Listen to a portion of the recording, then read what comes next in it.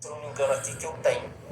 E aí você vai vendo depois, eu vou falando ao longo do vídeo. Então vamos começar, vou falar sobre alguns com o Kizu 11 ou Kisu 11. O que é isso? É o Kilima FOF Suno 30. Ele é um FOF, ou seja, um fundo de fundos. Possui mais de 123 mil cotistas, ou seja, mais de 100 mil cotistas, bacana. Ele acompanha um índice da Suno de fundos imobiliários e ele vai ter uma gestão mais ativa. Pagou 10,50% nos últimos 12 meses e ele é um FOF. Para quem não sabe, o que é um FOF? É um fundo imobiliário que vai investir em outros fundos imobiliários. O que eu destaquei aqui como bacana? Que não tem uma concentração muito grande em nenhum fundo. Então, o maior fundo tem 4% dentro desse fundo. O que quer dizer? Recapitulando, um FOF é um fundo imobiliário de fundos. É um fundo de fundos. Ele investe em vários fundos. Ou seja, olha que bacana. A gente já vai ver o preço de todos esses fundos no final, que eu falo. Vou mostrar quanto custaria montar uma carteira. Você investindo nesse fundo, com pouco dinheiro, você está comprando uma porrada de outros fundos, cara. Vai me falar que isso não é uma coisa bacana? Olhando por dentro do fundo, o que a gente tem? Quais são os setores que ele investe? 32,2% papel, 23,4% galpões, 14,1% shoppings. Então, você está comprando um fundo que investe em diversos fundos de diversos setores. Inclusive, quando ele mostra no relatório a composição dos rendimentos, ele vai te falar se foi rendimento difícil, foi ganho de capital, se ele distribuiu caixa, tem as reservas, uma porrada de coisa aqui que você vai ver. Ele vai te mostrar isso tudo. Eu não estou fazendo propaganda do fundo, nem tenho esse fundo. Estou dizendo coisas que você tem que e pode olhar nos relatórios do fundo. No último mês ele pagou 0,88, que é considerado um bom yield, e conforme eu já disse, nos últimos 12 meses 10,50%. Então, com menos de R$ 10 ou R$ 10, depois a gente vai ver o preço, você pode comprar um fundo que investe em uma porrada de fundos, cara. Quer coisa melhor do que isso para diversificação? Próximo fundo, WHGR11. Nunca falei desse fundo aqui no canal. É um fundo híbrido, possui ativos em vários segmentos, residencial, corporativo, hotel, logística, varejo, industrial, energia, até entretenimento. São Paulo, Santa Catarina, em vários locais do país, pagou quase 12% nos últimos 12 meses. Mas cuidado, quem está acompanhando o mercado de fundos imobiliários está vendo várias merdas pipocando e muitas pessoas perderam dinheiro porque investiram lá em 2021, 2022 em alguns fundos que estavam pagando muito. 1,30, 1,40, até a galera me cobrava aqui no canal, poxa, eu não vou entrar no teu canal. Então eu falei, cara, deixa eu ficar com meu papai e com mamãe aqui, tá tudo dando certo, tô ganhando bem. Não, mas tem esse fundo, tá pagando muito. Aí alguns fundos que estavam pagando muito caíram 50%. Então o que adiantou você ganhar 15, 21 anos e agora perdeu 50% do seu patrimônio? Não quer dizer que não possa dar merda nos fundos que eu tenho aqui no canal. Pode acontecer.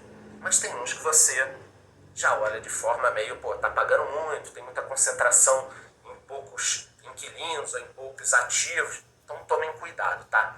Quais os destaques que eu analisei aqui pra gente falar? Ele tem um valor patrimonial de 250 milhões e menos de 10 mil cotistas. Então, não é considerado um fundo muito grande.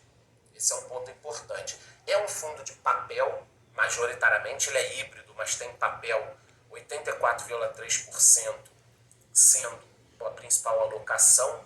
E eu marquei em vermelho aqui o que ele tem dentro, quais são os papéis. Então você consegue olhar quais são os ativos, você consegue olhar qual o valor que tem em cada ativo, você consegue olhar o PL de cada ativo, você pode fazer uma análise, apesar de que muitas vezes você não vai entender. Ah, tá bom, o fundo tem um CRI de uma empresa que eu não conheço, e aí?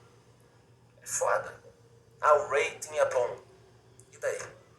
Por isso que a única saída é a diversificação, para você não quebrar cara, não investir muito no fundo de papel e depois dar uma merda. O que me preocupa nesse fundo é a liquidez, que eu não achei a liquidez muito alta. Óbvio, ele não tem um número de cotistas muito grande, talvez o fundo comece a crescer.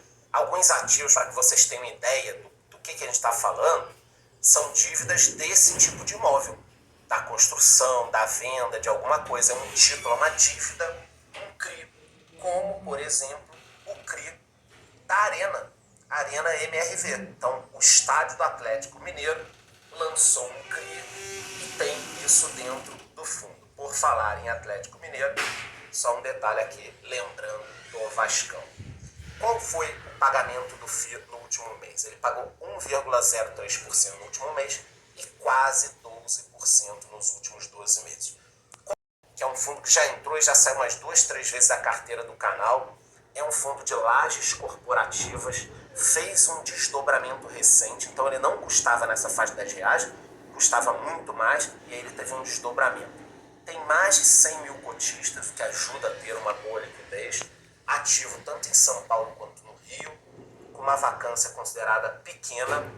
Destaque aqui no último relatório foi a entrada de mais de 9 mil cotistas, que com certeza isso aqui tem a ver com o desdobramento, ou provavelmente tem a ver com o desdobramento. Olhando o fundo por dentro, muita gente não gosta porque 38% da receita vem da Globo, um imóvel da Globo.